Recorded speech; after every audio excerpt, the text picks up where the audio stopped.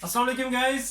Question number 13 के second part की तरफ चलते हैं और फाइंड आउट हमें वही ए अननोन मैट्रिक्स है वो हमें फाइंड आउट करनी है जो कि यहाँ पे लेबल किया हुआ है इसको।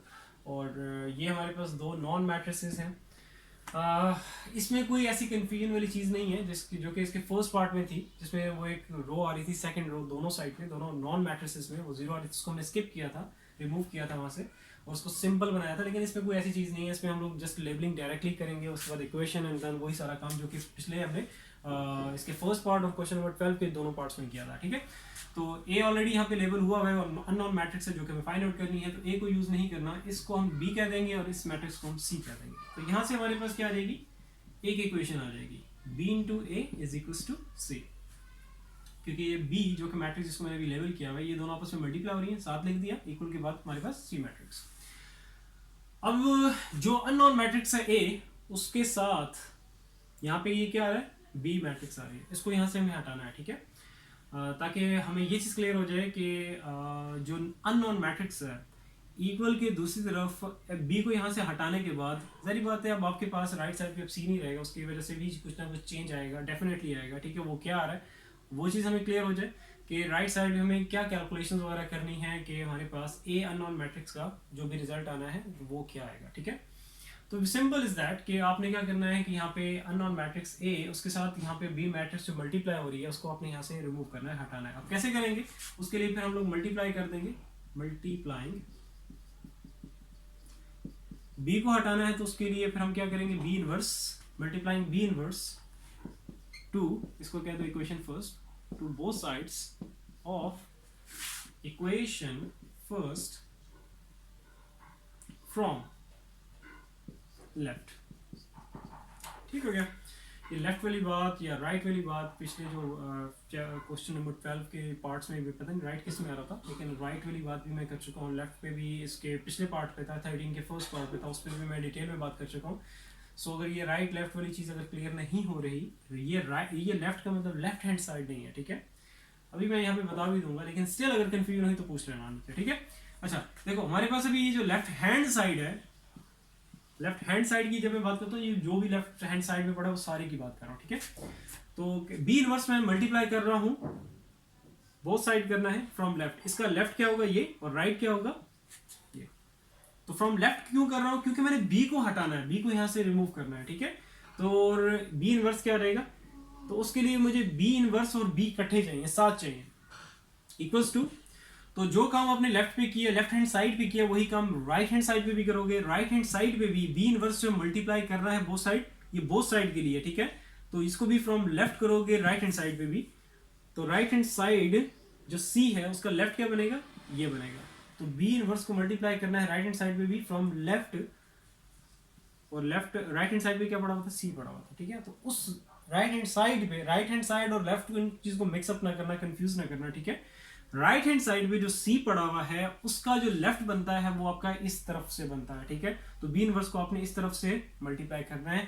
और ऐसा क्यों क्यों लेफ्ट और राइट का ध्यान रखना है, अगर ये आपने बी इनवर्स इसके आगे लिख दिया, ये कभी भी आपस में इक्वल नहीं हो सकते। क्यों, क्योंकि commutative property with respect to multiplication matrices के केस में होल्ड नहीं करती, कि अगर मैं ए और बी यहाँ पे मैट्रिसेस हैं, अगर मैं इनको मल्टीप्लाई करूं तो इनका रिजल्ट कुछ और आएगा, और बी इंटू ए करूं तो इसका रिजल्ट कुछ और आएगा, कभी भी इक्वल नहीं हो सकते। कम्यूटेटिव प्रॉपर्टी होल्ड ना करने की वजह से ये जो प्लेसेस है मैट्रिसेस की ये बहुत मैटर करती है। सो दैट्स वाई आप लोगों ने लेफ्ट और राइट का ध्यान रखना है, इसलिए आप लोगों ने वर्डिंग में ये लेफ्ट या राइट जो जिस चीज की जरूरत है आप लोगों ने लाजमी ये मेंशन करना है। ठीक है, अच्छा भाई नेक्स्ट आगे चलते हैं। अब ये हमारे पास क्या हो जाएगा, इससे हमारे पास आ जाएगी एक आइडेंटिटी मैट्रिक्स। अब आप ये क्वेश्चन पूछ सकते हो सर, हाँ जो रिजल्ट्स हैं ये भी मैं लिख देता हूँ, जैसे हमारे पास बी इनवर्स बी हो या बी इंटू बी इनवर्स हो, मैं आपको मैट्रिक्स चेंज कर देता हूँ, मैट्रिक्स कोई भी हो सकती है, लेट्स सपोज एक्स ले लेते हैं, एक्स एक मैट्रिक्स है, एक्स मैट्रिक्स को एक्स अगर इनवर्स से मल्टीप्लाई करोगे तो आपके पास क्या मतलब, जो भी मैट्रिक्स अगर उसी मैट्रिक्स के इनवर्स से अगर उसको मल्टीप्लाई करो तो वो किसकी इक्वल आता है, आइडेंटिटी मैट्रिक्स की इक्वल आता है। अब आप ये पूछ सकते हो सर ये आइडेंटिटी आ गया है, अभी आपने कहा था कि ए जो अननोन मैट्रिक्स है उसके साथ लेफ्ट हैंड साइड पे ठीक है, लेफ्ट हैंड साइड पे पड़ी हुई है तो इसीलिए मैं लेफ्ट हैंड साइड की बात कर रहा हूँ। और जो अननोन होता है, जो भी चीज़ हमें फाइंड आउट करनी होती है, इट्स बेटर, टिपिकल तरीका यही है कि उसको लेफ्ट पे ही रखो, जो कि ऑलरेडी यहाँ पे लेफ्ट पे पड़ा हुआ है, लेफ्ट हैंड साइड पे। अच्छा, अब जो अननोन है उसके साथ अगर कुछ भी पड़ा हुआ है, कोई मल्टीप्लाई, प्लस, माइनस, डिवाइड कुछ भी हो रहा है, तो उस चीज़ को आपने रिमूव करना है वहाँ से, जो कि इस केस में हमारे पास बी मैट्रिक्स मल्टीप्लाई हो रही है ए मैट्रिक्स से, अननोन मैट्रिक्स जो कि हमें फाइंड आउट करनी है, मतलब बी को हटाना है यहाँ से। सर आप कह रहे थे कुछ भी नहीं होना चाहिए, अननोन मैट्रिक्स के अलावा कुछ भी नहीं होना चाहिए, तो इसीलिए तो हम बी को हटाने के लिए सारा काम कर रहे हैं। तो अब बी तो चलो हट गया, लेकिन उसके साथ फिर आइडेंटिटी आ गई। तो आइडेंटिटी का कोई इशू नहीं है, आइडेंटिटी मैट्रिक्स अगर आप साथ लिखो या ना लिखो एक ही बात है। तो ये हमारे पास क्या होगी, ए अननोन मैट्रिक्स जो कि हमें फाइंड आउट करनी है, उसका ये आपके पास equals to right hand side में आप देख रहे हो तो बी इनवर्स सी के इक्वल है ये। तो ये चीज़ अब हमें क्लियर होगी यहाँ से कि यार अब हमें राइट हैंड साइड पे वर्किंग क्या करनी है, ठीक है, क्या काम करना है कि हमारे पास ए अननोन मैट्रिक्स का जो भी रिजल्ट है इन मैट्रिक्स फॉर्म, क्योंकि ये एक मैट्रिक्स है, तो वो हमें क्या आएगा, कैसे आएगा, और हमें क्या क्या क्या करना है, ठीक है। तो अब ये बात करते हैं आइडेंटिटी की। Identity is behaving just like कि अगर मैं यहाँ पे बार बार मैं 2 ही लेता हूँ, मैं कोई नंबर डिफरेंट ले लेता हूँ, 10 मल्टीप्लाई बाय 1 करो या 1 मल्टीप्लाई बाय 10 करो, तो आंसर आपके पास क्या आता है, 10 ही आता है। सो नंबर्स की केस में अगर हम मल्टीप्लिकेशन की बात करते हैं या अलजेब्रा में भी बात कर लें, तो 1 जो कि काम कर रहा होता है वो क्या कि 1 के साथ अगर कोई भी चीज़ मल्टीप्लाई हो रही है, वेरिएबल भी हो सकता है, ठीक है, y हो सकता है जस्ट लाइक, तो आपके पास क्या आता है, y आ रहा है, ठीक है, कुछ भी चीज़ मल्टीप्लाई हो रही है 1 से तो वही चीज़ रिटर्न आ रही है। तो इट मीन्स उस केस में अगर आप 1 लिखो या ना लिखो तो कोई इश्यू नहीं है। तो यहाँ पे मैट्रिसेस के केस में आइडेंटिटी मैट्रिक्स सेम बिहेव कर रही है कि अगर आप उसके साथ आइडेंटिटी लिखो या ना लिखो, मीन्स उससे अगर यहाँ पे मैंने ए लिखा है, कोई मैट्रिक्स में और ले लेता हूँ, लेट्स सपोज सी है, उसके साथ अगर आइडेंटिटी मैट्रिक्स मल्टीप्लाई हो रही है तो रिजल्ट में सी आएगा, या आइडेंटिटी अगर पहले भी आ जाए तो आपके पास वो सी के इक्वल आएगा, ठीक है। सो इट मीन्स टू से आइडेंटिटी मैट्रिक्स अगर किसी भी मैट्रिक्स से मल्टीप्लाई हो रही है तो इन रिटर्न वही मैट्रिक्स आ जाएगी जो कि आइडेंटिटी से मल्टीप्लाई हो रही थी, जो कि अभी आपके सामने है। आई होप ये चीज़ क्लियर होगी। सो नंबर्स के केस में, अलजेब्रा के केस में 1 जो काम कर रहा होता है मल्टीप्लिकेशन में, वही काम मैट्रिसेस में आइडेंटिटी कर रही होती है। सो ये हमारे पास आ गई है अब इक्वेशन नंबर 2। इसको मैं बाकी ऊपर से रिमूव कर देते हैं, इसकी जरूरत नहीं है। चलो भाई, अब जो हमारे पास जो इक्वेशन आनी थी काम की वो तो आ गई, ठीक है, उसको मैं ऊपर लिख लेता हूँ बी इनवर्स सी, क्योंकि काम की इक्वेशन मैं इसको इसलिए कह रहा हूँ क्योंकि ये अब हमें इस डायरेक्शन देगी कि हमें क्या क्या करना है। अब देखो राइट हैंड साइड पे देखो, सी तो हमारे पास नॉन मैट्रिक्स है, उसका इशू नहीं है, ठीक है। जो इशू आ रहा है वो किसका आ रहा है, बी इनवर्स का आ रहा है, ये अब हमें फाइंड आउट करनी होगी, ठीक है, बी इनवर्स फाइंड आउट करना होगा। तो बी इनवर्स किसकी इक्वल होगा, वो होगा adjoint of B divided by determinant of B, और इसको मैं कह दूंगा इक्वेशन नंबर 3। अब सबसे पहला काम, जब भी किसी मैट्रिक्स का इनवर्स फाइंड आउट करना हो तो जारी बात है इनवर्स किसी भी मैट्रिक्स का 2 चीज़ों पे डिपेंड कर रहा होता है, एडजॉइंट और डिटर्मिनेंट पे। तो सबसे पहला काम आपने क्या करना है, डिटर्मिनेंट का करना है। डिटर्मिनेंट अगर 0 के इक्वल आ जाए तो आपने क्वेश्चन को वहीं स्टॉप कर देना और आगे वर्डिंग आपने लिख देना है कि for the solution not possible. लेकिन अगर डिटर्मिनेंट 0 के अलावा आ गया, नेगेटिव हो या पॉजिटिव हो, तो आपने फिर एडजॉइंट निकालना है, बाकी आगे जो भी वर्किंग है फिर आपने वो कंटिन्यू रखनी है, ठीक है। सो इसीलिए सबसे पहले ये जानना जरूरी है कि आगे फर्दर हमने प्रोसीड करना भी है या नहीं, कि जो भी हम क्वेश्चन कर रहे हैं उसको सोल्यूशन पॉसिबल भी है कि नहीं, ठीक है। तो इसलिए डिटर्मिनेंट पहले जरूरी है। डिटर्मिनेंट किसका, बी का, 2 -1 और ये 2, तो इसका डिटर्मिनेंट निकाल लो। तो इसको इससे मल्टीप्लाई कर दो और इसको इससे मल्टीप्लाई कर दो, बीच में नेगेटिव साइन आएगा, 2 2 ज़ा, इसको आप डायरेक्टली भी कर सकते हो, 2 2 ज़ा 4, नेगेटिव साइन, ये नेगेटिव साइन डिटर्मिनेंट का पार्ट है, ठीक है।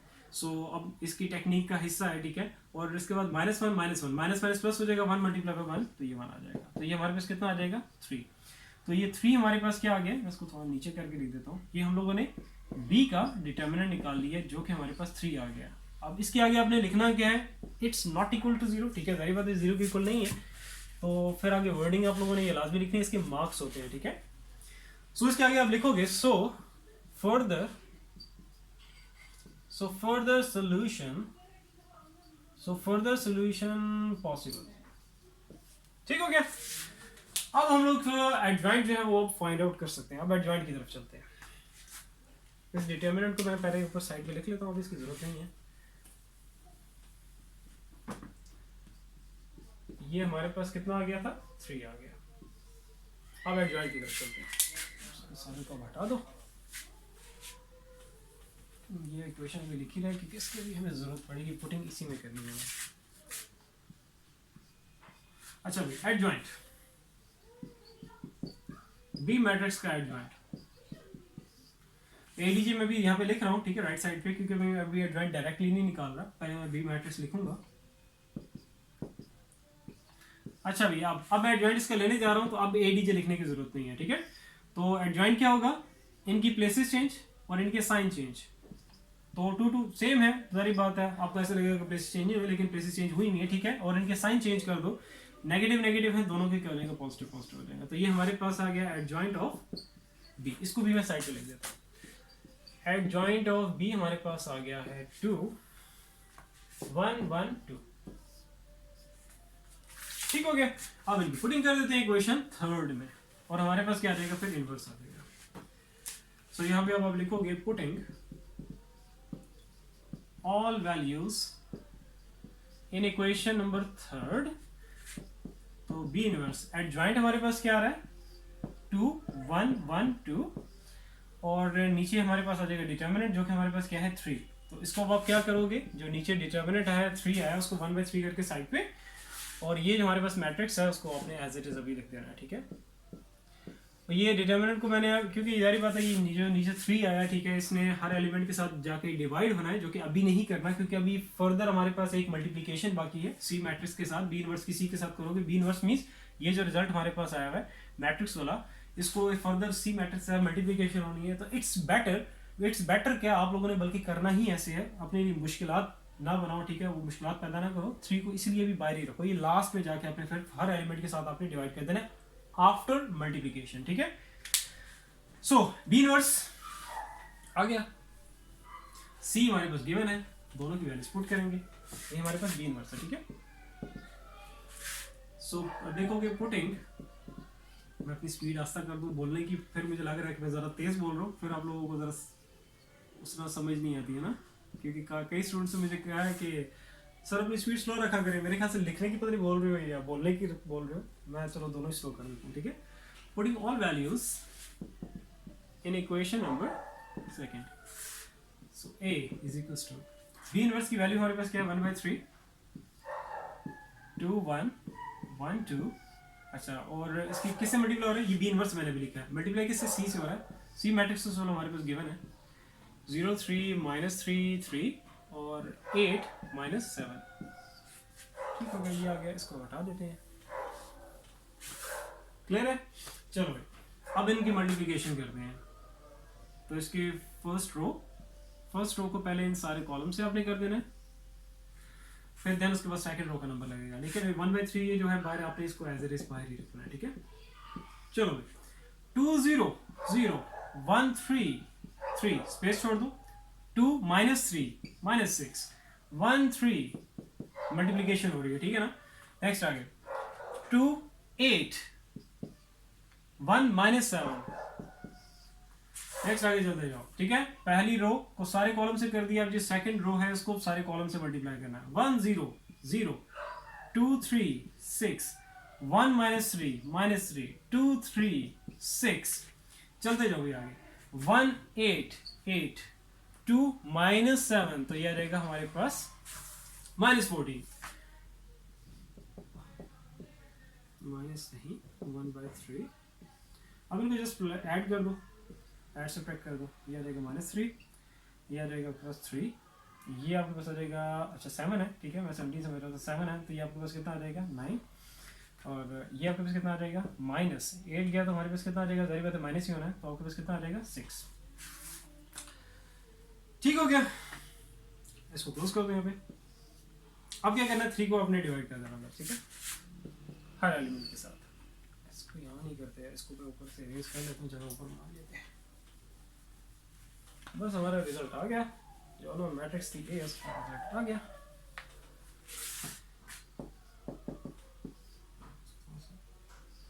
तो क्या आ जाएगा, 3 / 3, हर एलिमेंट के साथ आपने 3 को डिवाइड कर देना है,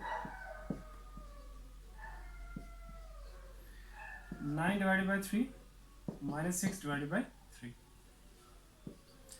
चलो भाई कटिंग कर दो, 1 1 2 1 1 1 2 1 3। ठीक हो गया। चलो जी ए मैट्रिक्स हमारे पास आ गई। बस फाइनलाइज इसको रिजल्ट जो भी है वो लिख दो नीचे। 2 माइनस और नेगेटिव साइन नहीं बोलना, ठीक है। 1 3 -2, ठीक है। यहाँ भी नेगेटिव साइन है, तो ये हमारे पास फाइनल, इसको मैं हटा दूँ, मिक्सअप करोगे आप लोग, ठीक है। ये हमारे पास फाइनलाइज रिजल्ट आ गया, ठीक है। आई होप क्लियर होगा। स्टिल अगर कहीं भी कन्फ्यूजन है किसी भी तरह की, मुझे कमेंट सेक्शन में कमेंट करके आप लोग पूछ सकते हैं। इंशाल्लाह ताला फिर नेक्स्ट वीडियो में मिलते हैं। अपना बहुत सारा ख्याल रखो। अल्लाह हाफिज़।